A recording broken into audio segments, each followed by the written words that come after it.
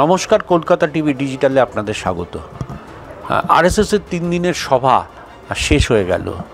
এই সভাটা প্রতি বছর তারা করেন। এর উদ্দেশ্য হচ্ছে আগামী বছর আরএসএস কী পরিকল্পনা করবে, গোটা দেশ জুড়ে তারা কী ধরনের কর্মসূচি নেবে, মূলত সেই দিকে তাকিয়েই হচ্ছে এই সভাটা তৈরি হয়। সারা দেশ থেকে আরএসএসের কার্যত কর্মকর্তারা উপস্থিত হন। সেই সভা 3 দিনের সেই সভা শেষ হলো। এই সভার এবারের উল্লেখযোগ্য যে বিষয় ছিল সেটা হচ্ছে যে আরএসএস ঘোষণা করেছে প্রায় 1 কোটি তাদের এই মুহূর্তে সক্রিয় সদস্য তারা অর্জন করতে পেরেছে গোটা দেশে, এবং প্রতিদিন গোটা দেশে প্রায় 6 লক্ষের ওপর তাদের কার্যকর্তারা প্রতিদিন এভরিডে তারা কাজ করছে। কিন্তু উল্লেখযোগ্য যেটা যে প্রস্তাবগুলো নেওয়া হয়েছে তার মধ্যে একটা বড় প্রস্তাব নেওয়া হয়েছে বাংলাদেশ ইস্যুকে সামনে রেখে। আমরা কলকাতা টিভিতে আগেই জানিয়েছিলাম যে এবারের আরএসএসের এই সভায় বাংলাদেশ ইস্যু নিয়ে প্রস্তাব নেওয়া হবে, এবং দেখা গেল সেই প্রস্তাব নেওয়া হয়েছে।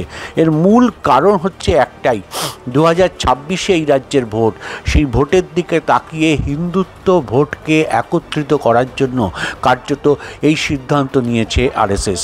ইতিমধ্যে আমরা যদি রাজ্যের বিজেপি নেতাদের দেখি এবং 10 দিনের এই রাজ্যের মোহন ভগবতের সফর দেখি, তাহলে দেখব যে একটা জিনিস খুব পরিষ্কার করে দিচ্ছে যে হিন্দুত্ব হিন্দুত্ব হিন্দুত্ব, হিন্দুই হচ্ছে আসল।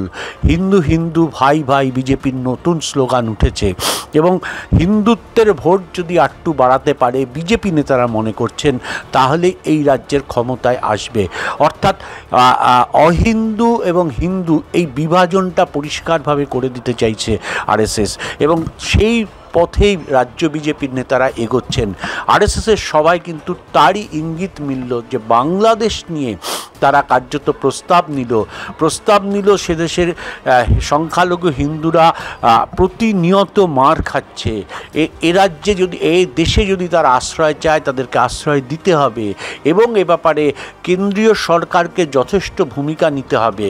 তারা বাংলাদেশের ঘটনা চলাকালীন তারা দাবি করেছিল আরএসএসের পক্ষ থেকে যে নরেন্দ্র মোদীকে এই ব্যাপারে সক্রিয় ভূমিকা নিতে হবে বাংলাদেশের ঘটনা নিয়ে।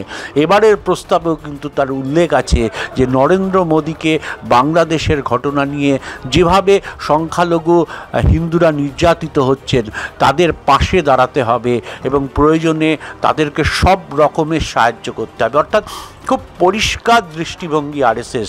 2026-এর বিধানসভা নির্বাচনের আগে এই রাজ্যের হিন্দুত্ব ভোটকে যদি এক করা যায়, হিন্দুত্ব সেন্টিমেন্টকে যদি এক করা যায়, বাংলাদেশের নিপীড়িত হিন্দুদেরকে পক্ষে দাঁড়িয়ে যদি কথা বলা যায়, এদেশের এই রাজ্যের হিন্দুদেরকে নিয়ে যদি একত্রিত করা যায়, অর্থাৎ সেক্ষেত্রে লাভবান হবে বিজেপি।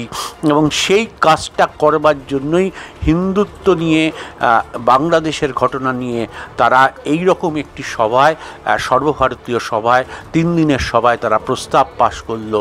উদ্দেশ্য কিন্তু একটাই, পশ্চিমবঙ্গের ভোট আগামী 2026-এর বিধানসভা নির্বাচনের দিকে তাকিয়ে তারা মনে করছেন যে হিন্দুত্বের ওপর ভরসা করেই এ রাজ্যে বিজেপি ক্ষমতায় আসবে, এবং আরএসএসের বিশ্বাস যে সেই পরিকল্পনা বাস্তবায়িত করতে হলে হিন্দুত্বের স্লোগান ছাড়া বিকল্প কোনো স্লোগান নেই।